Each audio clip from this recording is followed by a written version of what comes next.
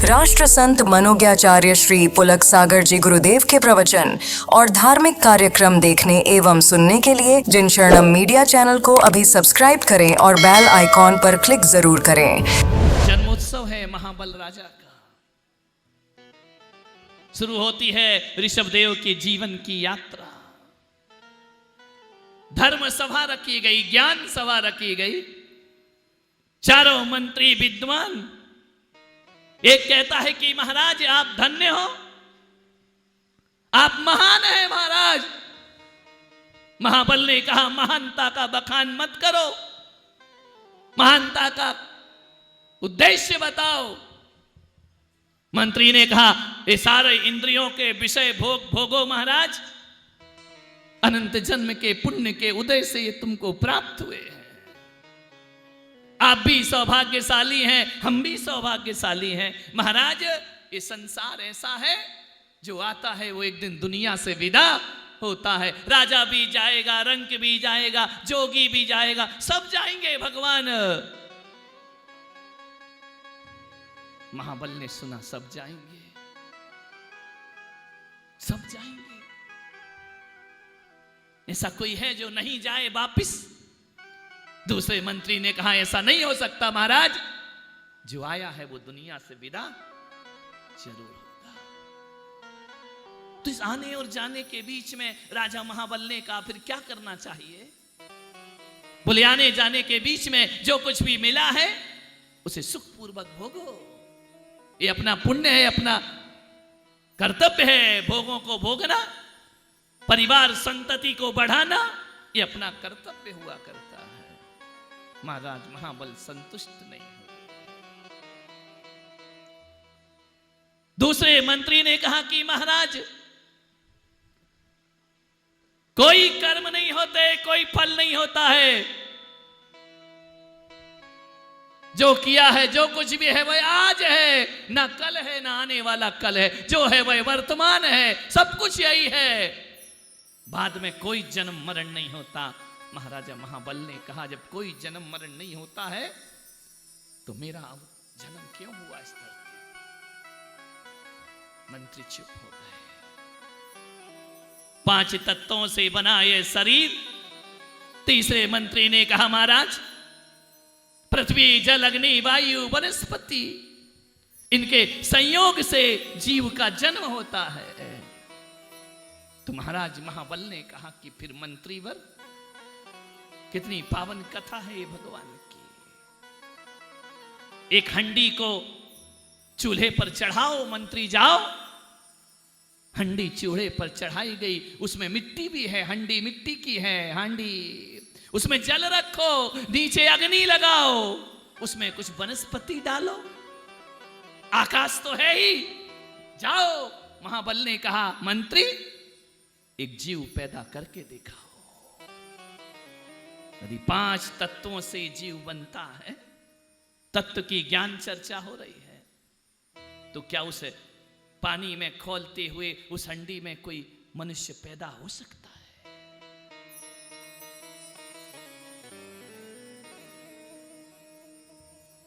कौन होता है?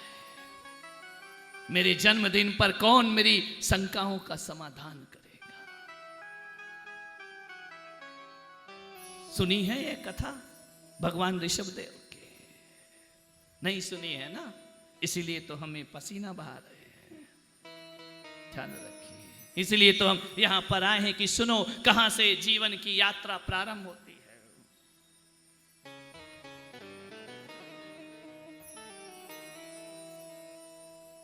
आत्म तत्व की बात, सत्य की बात स्वयं बुद्धि मंत्री बताता है। महाराज तुम्हारे वंश में तुमसे भी ज्यादा ऐश्वर्य भोगी राजा हुए, लेकिन अंत समय सब दीक्षा को धारण कर वैराग्य को प्राप्त होते हैं। महाराज महाबल की सभा लगी है, मंत्रियों का संवाद है, कथा प्रारंभ होती है। तब सुबुद्धि बोला हे नरवर, कथा एक सुनिए अब सुंदर। कभी पूर्व में वंश आपके विद्याधर हरिविंद हुए थे, उत्तम भोग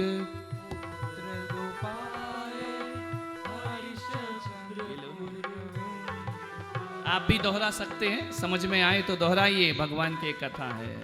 ओ उत्तम भोग पुत्र दो पाए, उत्तम भोग सभी बोलिए एक स्वर में।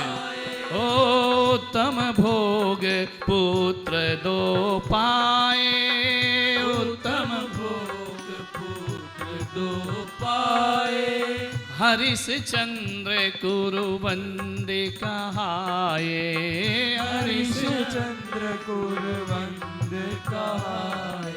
ओ नृपिका रौद्र ध्यान था चिंतन, नृपिका बोलिए ध्यान था चिंतन। ओ नृपिका रौद्र ध्यान था चिंतन, नृपिका रौद्र ध्यान था चिंतन। नरक आयु का कीन्हा वंदन, नरक आयु का कीन्हा वंदन। ओ दाह रोग उपजा भई पीरा, दाह रोग उपजा भई पीरा। स्वयं बुद्ध मंत्री ने कहा कि भगवान, हे महाबल राजन, तुम्हारे पिता के पिता राजा अरविंद इस धरती पर हुए, कैसा जीवन उनका, उनके दो पुत्रों का जन्म हुआ, हरिचंद्र और कुरुवृंद नाम के दो पुत्र हुए, लेकिन राजा अरविंद का पुण्य हमेशा काम नहीं आया। वह राजा अरविंद जिसका पुण्य क्षीण होने लगा, आसक्त विषय भोगों में आपके वंश में राजा अरविंद हुए। भोगते भोगते बुढ़ापे में दाह रोग प्रकट हो गया उनको शरीर में, दाह रोग उपजा भई पीरा, दाह रोग उपजा भई पीरा। ओ अति व्याकुल कृश हुआ शरीरा, अति व्याकुल कृश हुआ शरीरा। ओ हरिचंद नित सुत से बोले, हरिचंद्र नित सुत से बोले। ओ जले देह ज्यों जलते शोले, जले देह ज्यों जलते शोले। अपने पुत्र हरि से बोले राजा अरविंद, इतनी दाह मेरे शरीर में हो रही है कि जैसे कोई जलते हुए शोले मेरे बदन पे रख दिए गए। किस देह पे अकड़ता है आदमी, किस देह पे आदमी पूरा जीवन लगाता है, अंत समय यह देह धोखा दे जाती है। ओ हरिचंद्र निज सुत से बोले, हरिचंद्र नित सुत से बोले। जले देह ज्यों जलते शोले, जले देह ज्यों जलते शोले। ओ निज विद्या तप बल अजमाओ, निज विद्या तप बल अजमाओ। ओ निज विद्या तप बल अजमाओ, निज विद्या तप बल अजमाओ। ओ मुझको उत्तर कुरु पहुँचाओ, मुझको उत्तर कुरु पहुँचाओ। हे पुत्र, शरीर जल रहा है, दग्ध हो रहा है, अपने बल विद्या का उपयोग करो। एक पिता जब विपत्ति में होता है, पुत्र उसका साथ दिया करता है। आशा रखी पिता ने कि पुत्र, पड़ा हूं पलंग पर तखत पर, औषधियां काम नहीं कर रही हैं, हे पुत्र मेरे रोग को शांत करो। अपने बल का प्रयोग करो, अपनी शक्तियों का प्रयोग करो, पता करो मेरा ये देह कहां शांत होगा। मालूम है जब शरीर में व्याधि होती है ना तो धर्म में भी मन नहीं लगता है, पूजा पाठ में मन नहीं लगता, भगवान में मन नहीं लगता है, महल खाने को दौड़ता है जब शरीर में व्याधि हो। आभूषण बंधन लगते हैं, वस्त्र आभूषण भी काटने को दौड़ते हैं, मित्रगण भी लगता है कोई मेरे पास ना आए। बुढ़ापा बहुत खराब होता है, अशक्त शरीर हो जाता है, मंदिर जाने का मन नहीं करता, पूजन का मन नहीं करता, धर्म ध्यान का मन नहीं करता है। पुत्र मेरी व्याधि को दूर करो। पुत्र ने कहा पिता अवश्य प्रयास करूंगा, मुझे ले चलो इस शहर से कहीं और। जब मानसिक और आत्मिक वेदनाएं होती हैं अपना शहर भी अच्छा नहीं लगता है, अपना गांव अच्छा नहीं लगता है। मुझे कहीं ले चलो, तुम्हारे हाथ जोड़ता हूं पुत्र, मुझे इस व्याधि से मुक्त करो। हरिश्चंद्र ने सोचा पिता की वेदना, पिता का कष्ट, पिता का दर्द। एक बात याद रखना ऋषभदेव वालों, तुम्हारी पीड़ा पे, तुम्हारे दर्द पे लोग सांत्वना तो दे सकते हैं, लोग बातें तो कर सकते हैं, अपना दुख व्यक्त कर सकते हैं, तुम्हारा दर्द नहीं ले सकते। कौन लेगा तुम्हारा दर्द?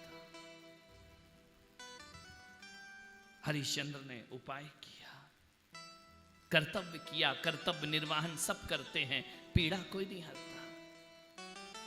सेठानी जी यहां बैठी हुई हैं, पैर में वेदना है, सेठ ले जा सकते हैं चिकित्सक के पास, दवाई दिला सकते हैं, बच्चे सहायता कर सकते हैं, बहुएं सेवा कर सकती हैं, पीड़ा कोई लेता है क्या?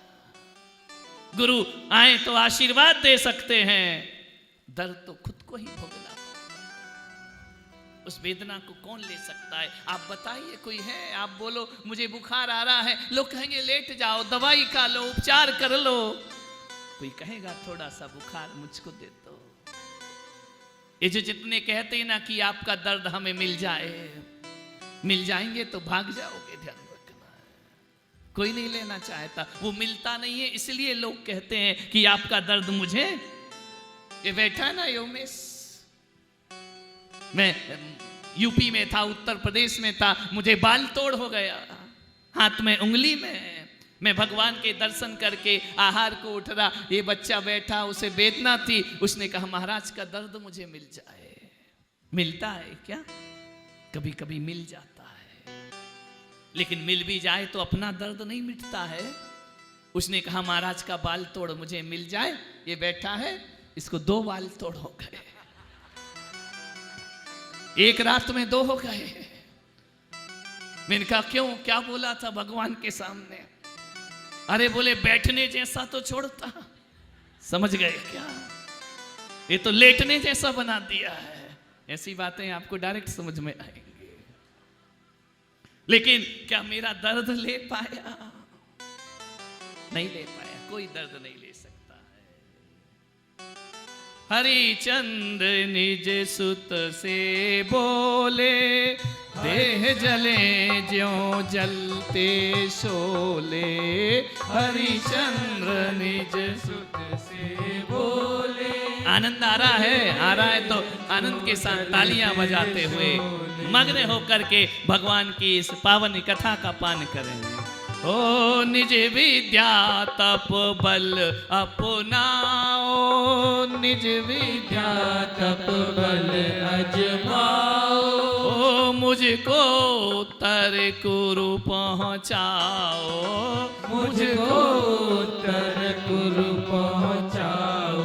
ओ सीतोदा के शीतल तट पर, बहुत सुंदर कहानी है। शीतल तट पर, ओ सीतोदा के शीतल तट पर, सीतोदा के शीतल तट पर। भरत क्षेत्र में जैसे गंगा बहा करती है, जमुना बहा करती है, विदेह में सीतोदा नदी बहा करती है, सीता नदी बहा करती है।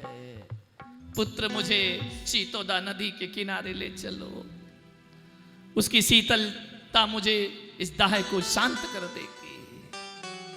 कहां कहां आदमी प्रयत्न नहीं करता, कहां कहां नहीं भागता है अपने दर्द को मिटाने के लिए। कहां ले जाओगे मुझे हरि?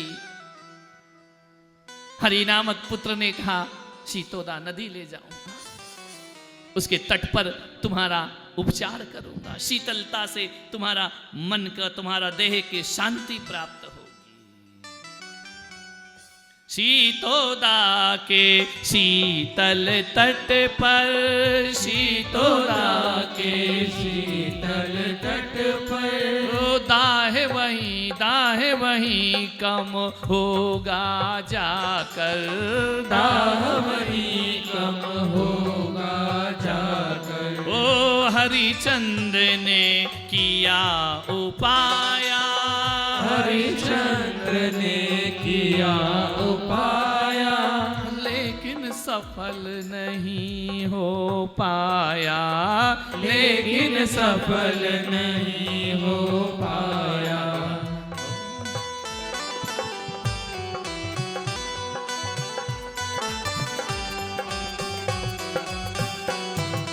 पुण्य छीन नृप का हुआ, हो क्यों सफल उपाय। महाराजा अरविंद की पूर्ण हुई थी आयु।